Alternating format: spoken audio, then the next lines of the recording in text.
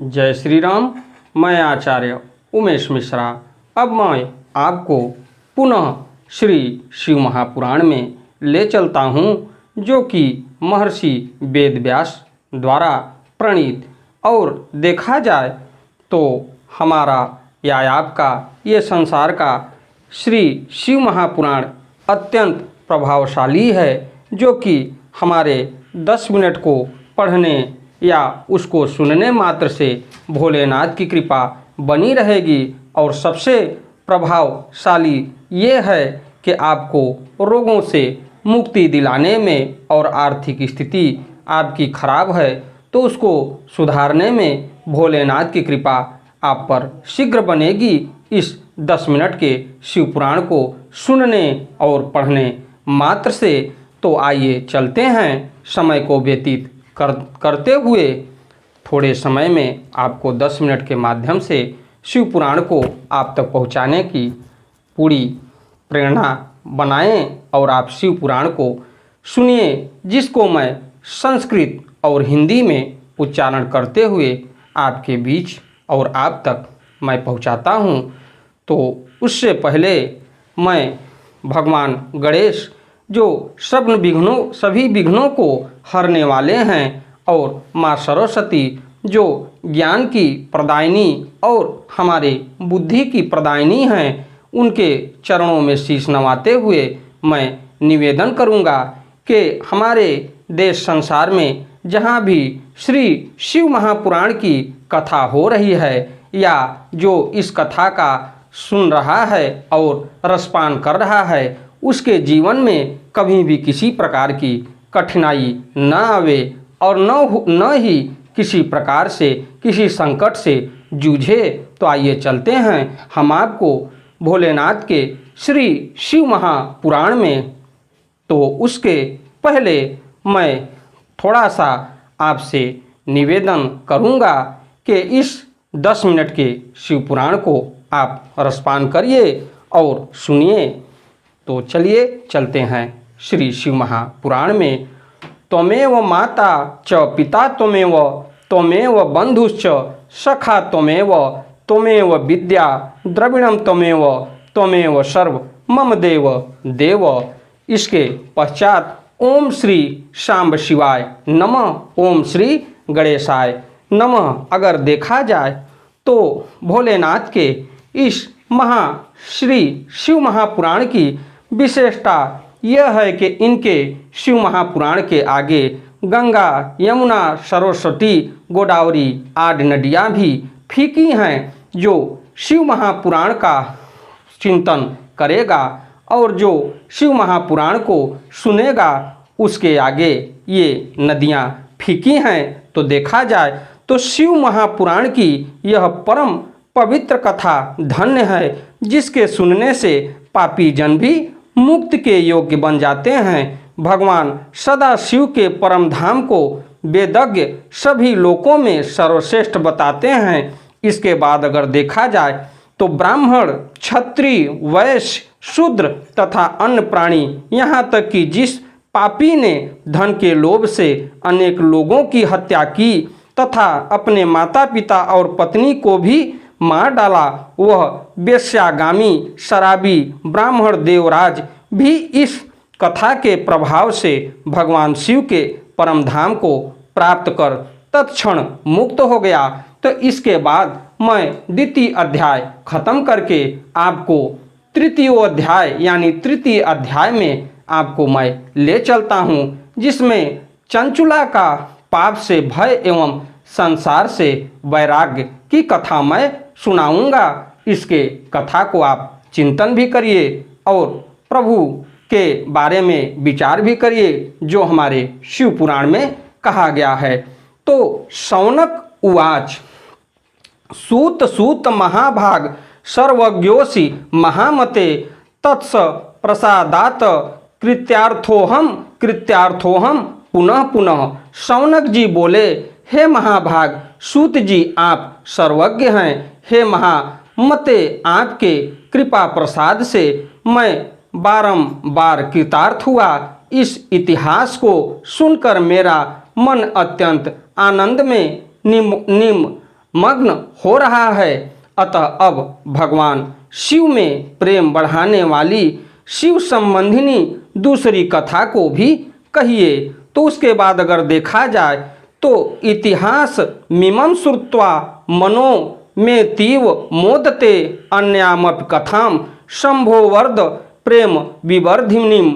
अगर उसके पश्चात देखा जाए तो अमृत पीने वालों को लोक में कहीं मुक्ति नहीं प्राप्त होती। उसके पश्चात नामृतम पीबताम लोके मुक्ति क्वापि सभाज्यते शंभो कथा सुधा पानम प्रत्यक्षम मुक्ति दायकम।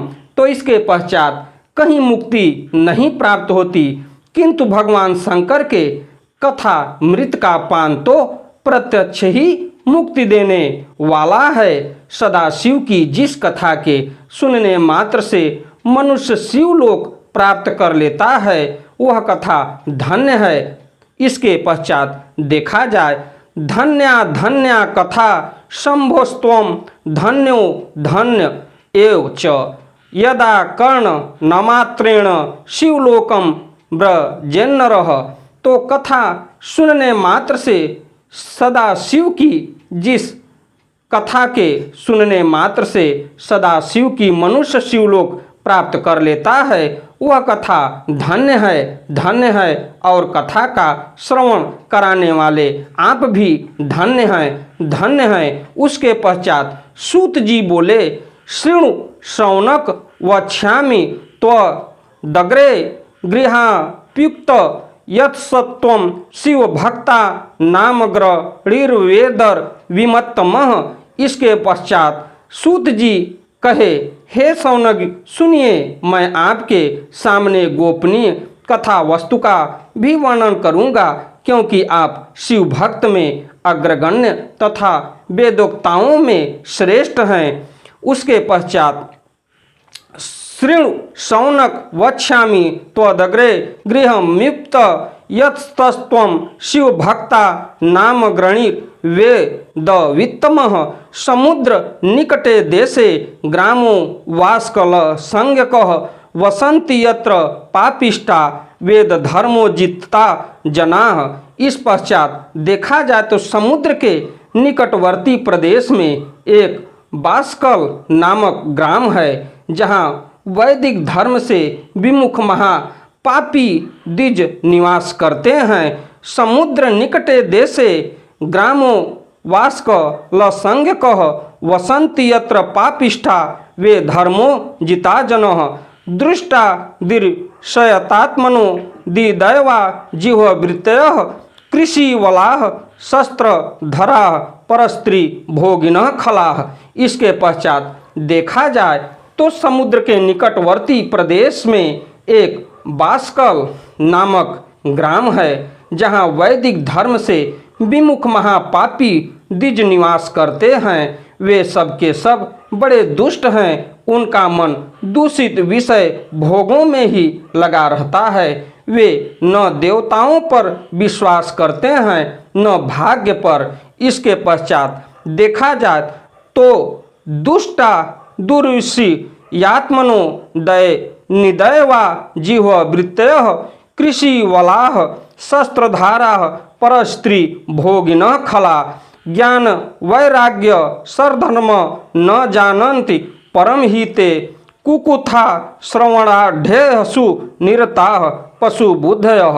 उसके बाद देखा जाए तो देवताओं पर विश्वास न करते हैं और न भाग्य पर। वे सभी कुटिल वृत्त वाले हैं, किसानी करते और भांति भांति के घातक अस्त्र शस्त्र रखते हैं। वे पर स्त्री गमन करने वाले और खल हैं। ज्ञान वैराग्य तथा सद मार्ग को वे बिल्कुल नहीं जानते। ज्ञान वैराग्य समधर्व न जानन्ति परम हिते कुकुथा श्रवणाढ्यसु निरताः पशु बुद्धया। अन्ये वर्णाश्च कुधियः सर्वर्धर विमुखा खलाः कुकुर्म निरता नित्यम सदा विष ईड़ाश्चयते। अगर देखा जाए तो घातक शस्त्र रखने के पश्चात वे पर स्त्री गमन करने वाले और खल हैं ज्ञान वैराग्य तथा सद्कर्मों वे बिल्कुल नहीं जानते हैं। वे सभी पशु बुद्धि वाले हैं और सदा दूषित बातों को सुनने में संलग्न रहते हैं। जहाँ के द्विज ऐसे हों वहाँ के अन्य वर्णों के विषय में क्या कहा जाए। अन्य वर्णों के लोग भी उन्हीं की भांति कुत्सित विचार रखने वाले स्वधर्म विमुख एवं खल हैं। वे सदा कुकर्म में ही लगे रहते हैं और नित्य विषय भोगों में ही डूबे रहते हैं। स्त्रियः सर्वाश्च कुटिला स्वरिण्यः पाप लालसाः कुधियो व्यभिचारिण्या सद्वृत्ताचार वर्जिताः। वहाँ की सब स्त्रियां भी कुटिल स्वभाव की, स्वेच्छाचारिणी, पाप सक्त, कुत्सित विचार वाली और व्यभिचारिणी हैं। वे सद्व्यवहार तथा सदाचार से सर्वथा शून्य हैं। इसी के हिसाब से हमारे शिव पुराण की व्याख्या सुनते रहिए और हमारे शिव पुराण का रसपान करते रहिए। अगली वीडियो में मैं आपसे फिर मिलता हूँ। अगर हमारे से कहीं से भी त्रुटि हुई है तो भोलेनाथ की कृपा हमारे ऊपर बने, हमारी सभी गलतियों को क्षमा करते हुए अपने शिव पुराण को संपन्न बनाने में और कथा कहने में वे हमारे ऊपर अपना पूर्ण योगदान प्रदान करें। इसी के साथ मैं अपनी वाणी को विराम देते हुए प्रभु श्री राम से और भोलेनाथ से प्रार्थना करूंगा कि हमारे इस शिव पुराण को जो भी सुन रहा है उसकी हर मनोकामना पूर्ण करें और हर एक एक पल उनका मंगलमय हो। हमारी वीडियो आपको अच्छी लगे तो वीडियो को लाइक करिए, शेयर करिए, चैनल को सब्सक्राइब करिए। हम थोड़ा थोड़ा आपको ये शिव पुराण को आपको धीरे धीरे पहुंचाता रहूँगा और आपको शिव पुराण का रसपान कराता रहूँगा इस 10 मिनट के वीडियो के माध्यम से। धन्यवाद।